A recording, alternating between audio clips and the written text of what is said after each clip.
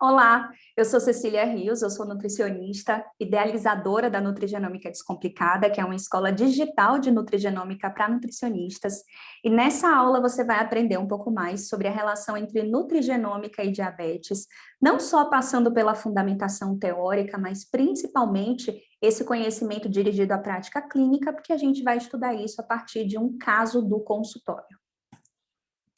Os objetivos dessa aula é fazer com que você compreenda melhor essa relação entre nutrigenômica e diabetes mellitus, identificar quais são os principais genes que estão envolvidos na susceptibilidade genética ao diabetes do tipo 2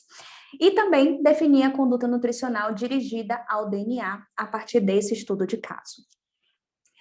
Antes de tudo, é importante saber que a constituição genética ela pode afetar a produção, a secreção e a utilização da insulina, aumentando assim o risco para a intolerância à glicose e, consequentemente, ao diabetes do tipo 2.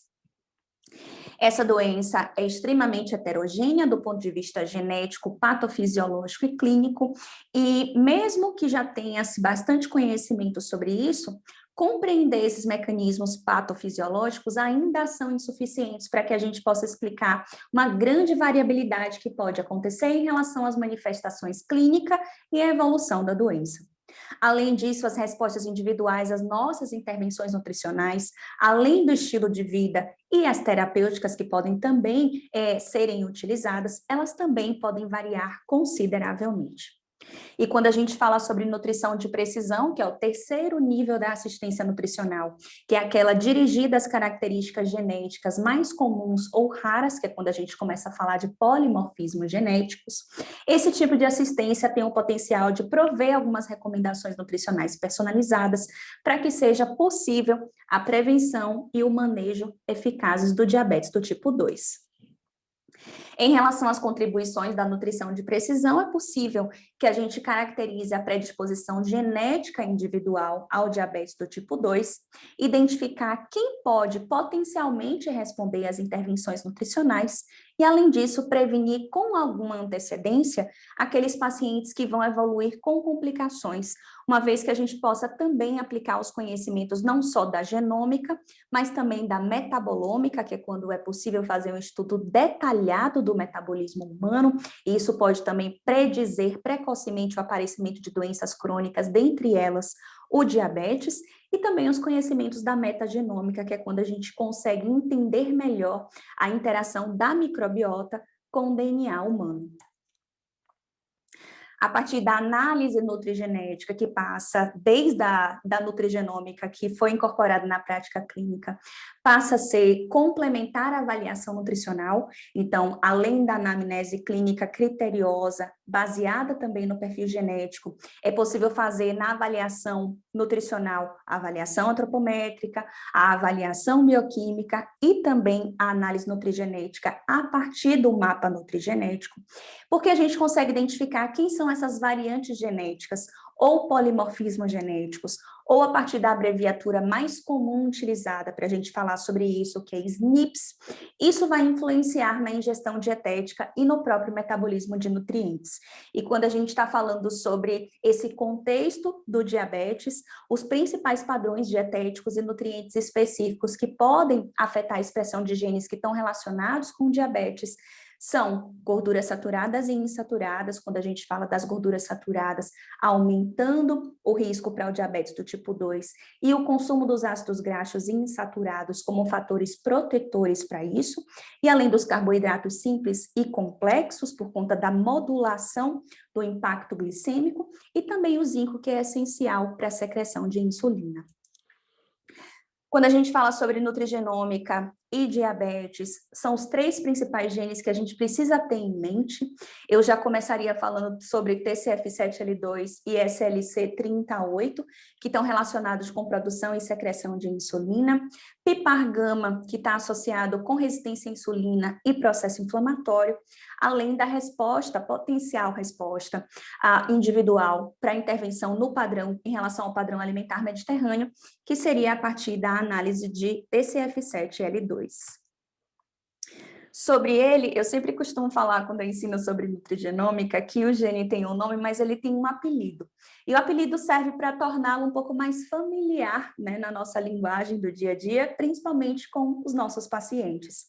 TCF7L2 é o fator de transcrição 7 semelhante 2, mas a gente pode dar um apelido para ele, que é o fator de transcrição que regula a secreção de insulina. É um gene que ele vai participar da produção e do processamento da insulina, e aí, por conta disso, ele é fortemente associado ao diabetes do tipo 2, e a presença do alelo de risco, T, nesse caso, que é uma timina, nesse polimorfismo com esse número, é o RS com final 146, lembrando que esse número é como se fosse o registro desse polimorfismo genético no banco de dados, funciona como o RG dessa variante genética, então a gente está falando aqui do RS com final 146, a presença desse alelo de risco pode aumentar entre 1,4 ou até dobrar a susceptibilidade individual para o desenvolvimento do diabetes. Quando a gente fala do genótipo CC, que nesse caso é o genótipo protetor, indivíduos que são portadores de CC apresentam também uma maior liberação de insulina se comparados àqueles portadores do alelo de risco, tanto em heterozigose, ou seja, duas letras diferentes, dois alelos diferentes, quanto em homozigose, tá? Ou seja, dois alelos iguais. Aqui a gente está falando, por exemplo, de uma homozigose de risco e de uma heterozigose de risco em relação a TCF7L2. Esse é um gene que ele interage negativamente com gorduras saturadas, então quanto maior o consumo de gorduras saturadas, menor é a atividade de TCF7L2, trazendo prejuízos em relação à liberação e à produção de insulina, e a expressão desse gene pode ser modulada pelo padrão alimentar mediterrâneo, ou MEDAIT, normalmente como é abreviado, justamente por conta do aporte importante de ácidos graxos monoinsaturados e da presença de fitoquímicos antioxidantes e anti-inflamatórios. Isso vai contribuir para a redução do risco cardiometabólico e aí, consequentemente, para a redução do risco do diabetes do tipo 2, que causa o aumento da glicose circulante, gera também dano endotelial, e aí, a partir desse controle da glicemia e também dos lipídios plasmáticos, o paciente pode ter um desfecho clínico mais satisfatório.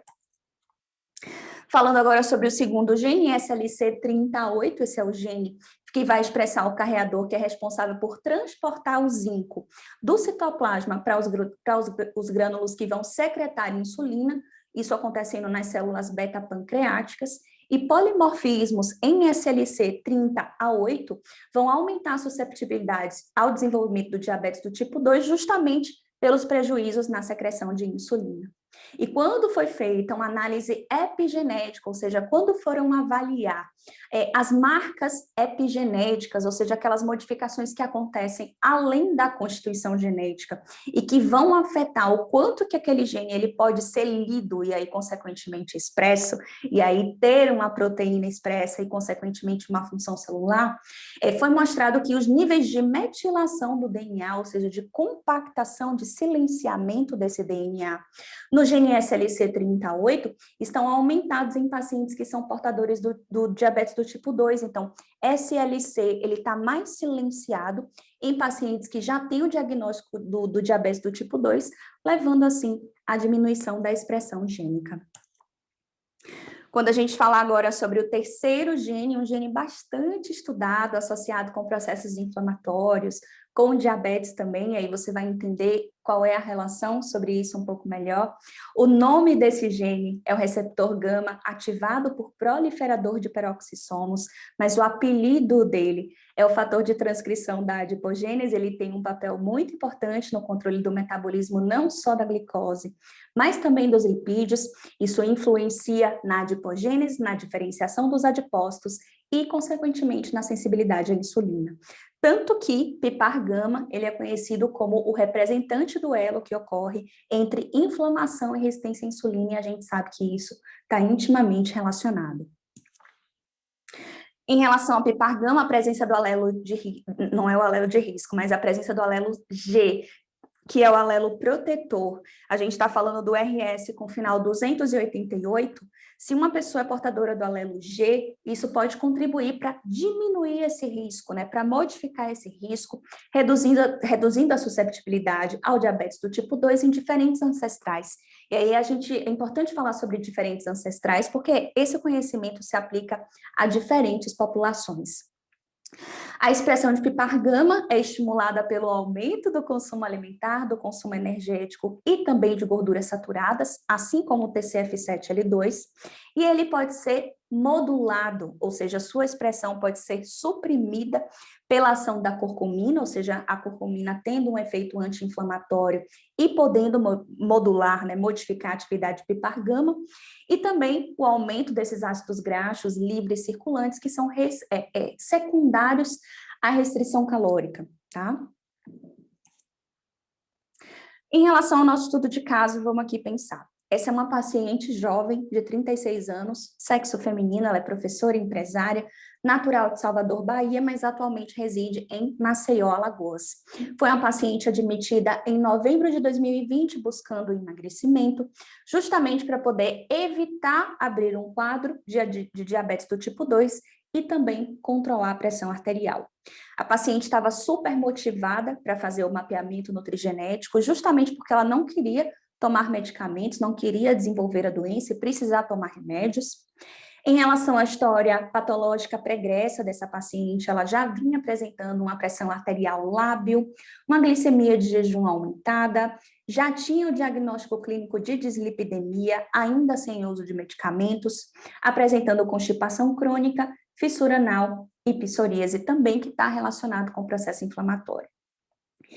Em relação à história familiar, e aí eu quero chamar a atenção da importância da gente apurar durante a anamnese nutricional a história familiar. Eu sei que nem sempre dá tempo, a depender da sua agenda, do seu ritmo de atendimento. Você pode fazer isso, por exemplo, através de um questionário pré-consulta, mas são informações super importantes quando a gente trabalha com herança genética, tá? Então, nesse caso dessa paciente, em relação à herança materna, ou melhor, né, o que já tinha sido desenvolvido de patologias por parte da mãe, ela já era portadora de obesidade e síndrome metabólica, tratada com cirurgia bariátrica, e o pai já era também portador de hipertensão arterial sistêmica.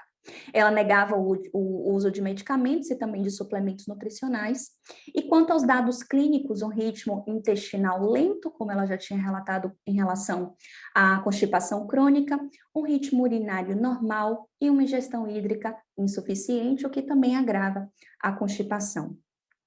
Em relação aos hábitos de vida, era uma paciente já ativa fisicamente, então frequentava academia regularmente, 3 vezes por semana, ou seja, ela cumpria as recomendações da Organização Mundial de Saúde de praticar pelo menos 150 minutos de atividades físicas leves ou moderadas por semana para que ela saísse do sedentarismo, e além disso ela tinha outros fatores de risco relacionados, principalmente tabagismo e etilismo social, além da história familiar. E agora vocês vão ver também do excesso de peso. Aqui eu coloquei algumas siglas para que vocês compreendam melhor esse conteúdo, são siglas comuns da gente encontrar em prontuários, né, nas nossas anotações, e no dia a dia acaba facilitando muito quando a gente quer fazer os registros do nosso acompanhamento.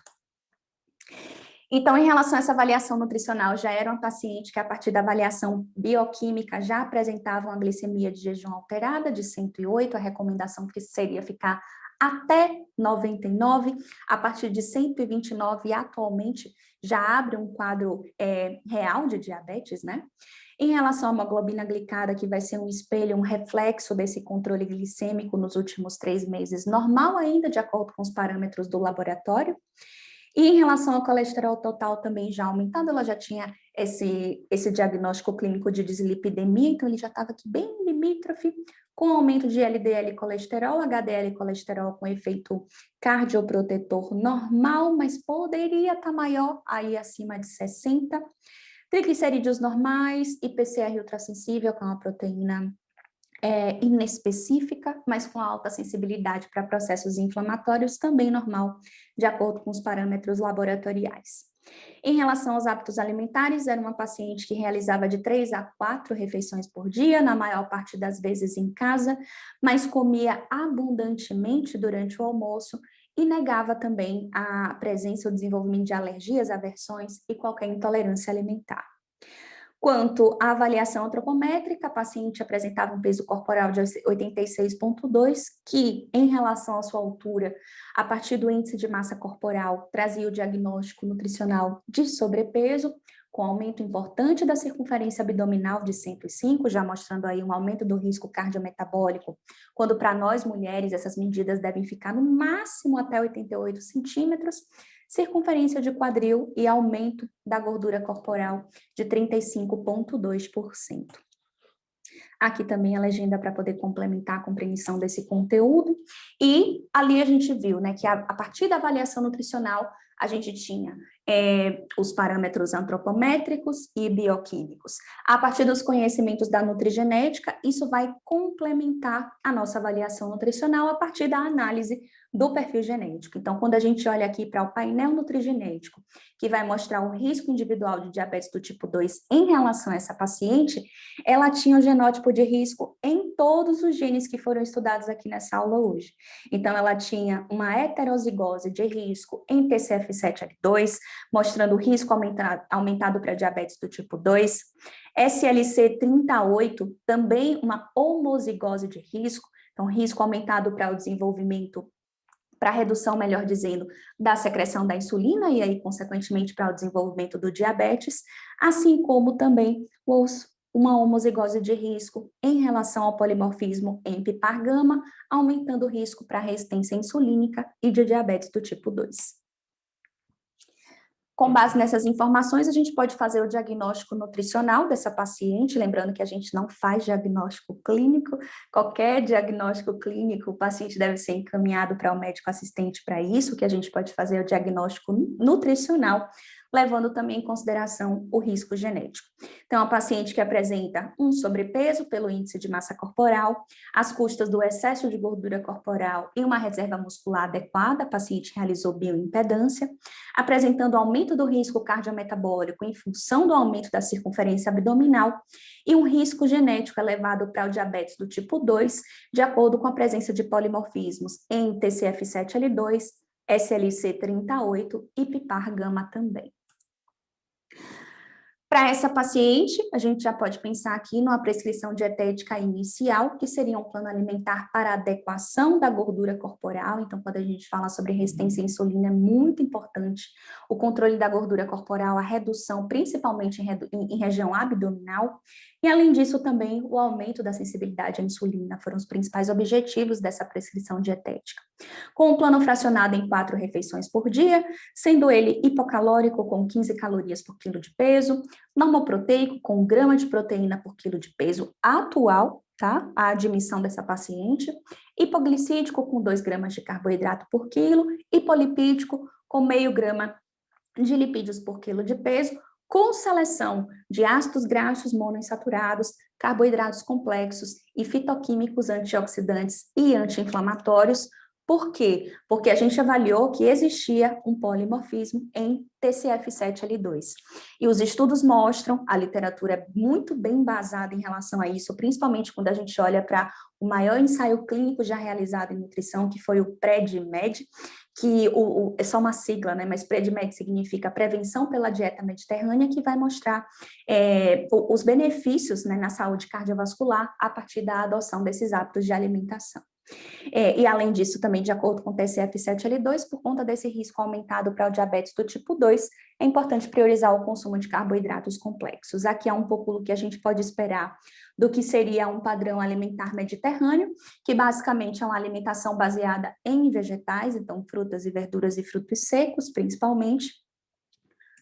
Um consumo moderado de frutos do mar, então peixes principalmente é o principal consumo, mas também outros frutos do mar, né? Principalmente aqueles que são advindos de crustáceos. Eu moro atualmente na Espanha, então isso é muito visível aqui nos hábitos alimentares dos espanhóis. Lembrando que a dieta mediterrânea é pautada na alimentação espanhola e também italiana. Além disso, um consumo moderado abaixo de frango, ovos, queijos e iogurtes. O consumo de ovos seria de aproximadamente 4 unidades por semana e de iogurtes, principalmente aqueles fermentados. Além disso, uma característica marcante do padrão alimentar mediterrâneo é o baixo consumo de carnes vermelhas e o consumo regular de vinho nas refeições. E aqui vale destacar que se já é um paciente etilista, nesse caso ela é uma etilista social, vale regular e recomendar a ingestão de vinho, sendo uma mulher até uma taça por dia, homens podem chegar até 2 taças por dia. Se é um paciente que não tem o hábito de consumir bebidas alcoólicas, não tem por que indicar o vinho, então aí você indicaria, nesse caso, como nutricionista, o consumo de uva roxa, por exemplo. Isso a gente falou em relação a TCF7L2, mas se a gente falar agora em relação a pipargama, as recomendações é que você, como nutricionista, seja rigorosa e fale do paciente sobre a importância disso, do consumo de gorduras dietéticas, principalmente em relação ao consumo de gorduras saturadas, que não deve ir além de 10% do VET diariamente. Essa é uma parte muito importante, porque a gordura saturada está relacionada com o processo inflamatório, que pode ser a gênese da resistência à insulina. Além disso, iniciar com restrição calórica, né, justamente para poder favorecer a mobilização de gordura, podendo avaliar também a estratégia de jejum intermitente, mas muito cuidado se esse já for, não é o caso dela, mas se for um paciente, né, nos seus atendimentos, que seja insulinodependente, tá? Então precisa ter um pouco mais de vigilância em relação à estratégia de jejum intermitente. Além disso, também introduzir curcumina, pode ser através da suplementação ou através da alimentação mesmo, tá? Que é super, eu gosto de introduzir cúrcuma em pó na alimentação justamente porque não tem um sabor muito proeminente e você consegue variar em diversas preparações. E de acordo com o SLC 38, a recomendação seria avaliar o consumo dietético de vinho a partir das fontes alimentares e a partir disso você monitorar os níveis séricos e sempre que possível os níveis eritrocitários, que é o zico intracelular, a partir dos exames bioquímicos, né? Então, o exame bioquímico, ele vem também como sendo um reflexo daquela atividade de determinados genes, né, que estão envolvidos com o perfil lipídico, o perfil glicídico, o perfil metabólico, né, de uma forma mais geral, e isso entra na avaliação nutricional periódica para que você possa acompanhar a resposta desse paciente em relação à intervenção nutricional e as mudanças no estilo de vida também.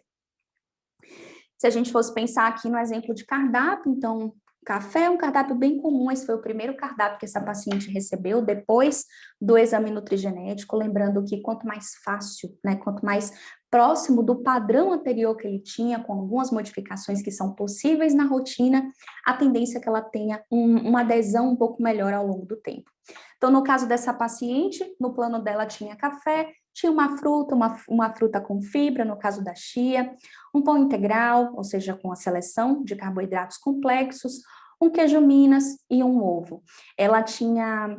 de acordo com o perfil genético, ela tinha polimorfismo em um outro gene chamado ABCG5, que está relacionado com o transporte intestinal de colesterol, e vai poder pontuar quem são aqueles pacientes que são mais ou menos sensíveis ao aumento do colesterol total ao consumo de ovos. Então, nesse caso, a recomendação da paciente seria até um ovo por dia. Em relação ao almoço, então, vocês podem observar aqui o aporte, né, a oferta de frutas e verduras nessa refeição, além das gorduras monoinsaturadas também, dos carboidratos complexos e de fontes alimentares de antioxidantes, como é o caso do suco de laranja e seu aporte de vitamina C. Em relação, que é cardioprotetora, né? Também importante lembrar disso. Em relação ao jantar, coloquei aqui um chá anti-inflamatório, no caso de limão com gengibre, coloquei uma alternativa também de maçã com canela, já que canela tem efeito hipoglicemiante. Um carboidrato aqui de moderado a baixo índice glicêmico, como é o caso da batata doce, e a seleção aqui de queijos magros e de frango também, como sendo uma proteína complementar para favorecer a saciedade. E por fim, na ceia, aqui um aporte maior também de gorduras insaturadas, coloquei um mix de oleaginosas, de acordo com a disponibilidade que essa paciente teria na sua região, e também mais uma fruta aqui para a gente melhorar, né, e complementar o aporte de fitoquímicos através da alimentação. Essa paciente ainda se encontra em acompanhamento regularmente a partir do atendimento online. Atualmente estou gravando essa aula num período pandêmico, Então, eu tenho feito muito atendimento online, e essa paciente teve uma redução discreta de peso de 2,2 kg nesse período, mas teve uma melhora importante em relação ao perfil metabólico. Então, ela já conseguiu normalizar a glicemia de jejum, ou seja, aquele objetivo que ela tinha no começo, de não tomar remédio, de afastar o risco de abrir o quadro clínico, a gente está conseguindo fazer, e também a partir da atividade física, a partir do aporte também e seleção de gorduras, nesse caso as gorduras insaturadas, é uma paciente que já vem melhorando também o HDL colesterol, certo? E ela continua em acompanhamento, porque a gente sabe, em se tratando de nutrição, a gente está falando de hábitos alimentares, vai ser muito difícil que a gente consiga resolver todas as queixas, né? E solução de sinais, sintomas que podem ser associados à alimentação em uma única consulta, né? É muito comum que a gente faça isso a partir do acompanhamento nutricional regular, tá certo? Bom, muito obrigada pela sua atenção. Eu espero que ter falado aqui sobre nutrigenômica e diabetes tenha aberto um novo horizonte em relação às suas intervenções, em relação à conduta nutricional, e é mais uma ferramenta que você pode decidir em relação a tantas outras ferramentas da avaliação nutricional, o que pode beneficiar aquele paciente em uma determinada fase da vida dele. Para que você aprenda mais sobre nutrigenômica, a gente tem os canais da Nutrigenômica Descomplicada, tanto no Instagram, Facebook e YouTube, é sempre @Nutrigenômica Descomplicada. No site nutrigenomicadescomplicada.com.br você consegue baixar gratuitamente o e-book, que é um guia prático de nutrigenômica para iniciantes, justamente para que você consiga fazer esse elo, esclareça, né, essas relações entre teoria e o que já pode ser aplicado na prática clínica do nutricionista, certo? Bons estudos, espero te ver nas próximas aulas. Tchau, tchau!